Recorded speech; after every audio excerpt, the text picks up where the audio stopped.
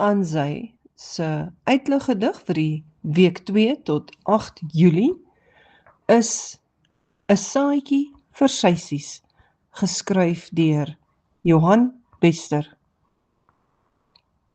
Hoe pragtig is jy, waar jy dans soos 'n blom in 'n skillery, wit en pink ongetemde kosmosblom, in die sagte lyn van die skemerson.